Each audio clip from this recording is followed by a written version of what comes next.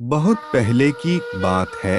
एक वृद्ध व्यक्ति अपने बहू बेटे के यहाँ रहने शहर गया। वह अत्यंत कमजोर हो चुका था। उसके हाथ कांपते थे और दिखाई भी कम देता था। वो एक छोटे से घर में रहते थे। पूरा परिवार और उसका 5 वर्षीय पोता एक साथ खाना खाते थे।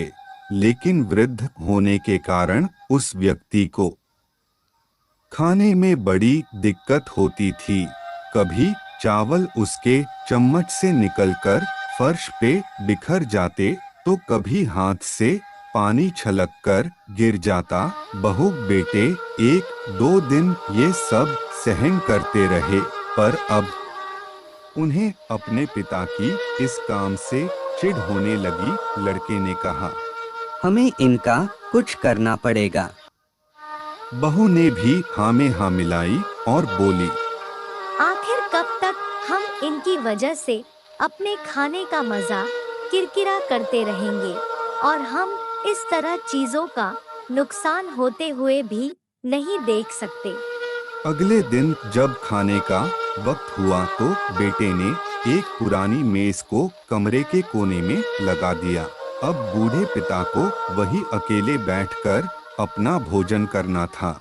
यहाँ तक कि उनके खाने के बर्तनों की जगह एक लकड़ी का कटोरा दे दिया गया था, ताकि अब और बर्तन न टूट फूट सकें। बाकी लोग पहले की तरह ही आराम से बैठकर खाते और जब कभी कभार उस बुजुर्ग की तरफ देखते तो उनकी आंखों में आंसू दिखाई देते। यह देखकर भी बहू बेटे का मन नहीं पिघलता।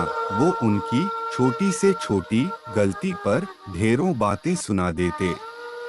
वहाँ बैठा बालक भी यह सब बड़े ध्यान से देखता रहता और अपने में मस्त रहता।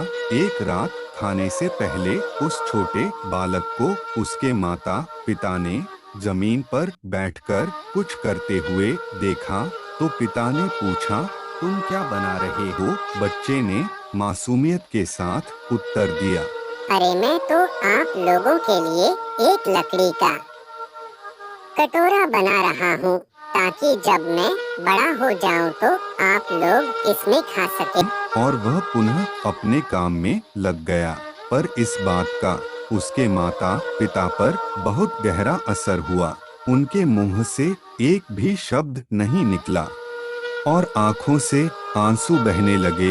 वो दोनों बिना बोले ही समझ चुके थे कि अब उन्हें क्या करना है। उस रात वो अपने बूढ़े पिता को वापस डिनर टेबल पर ले आए और फिर कभी उनके साथ अभद्र व्यवहार नहीं किया।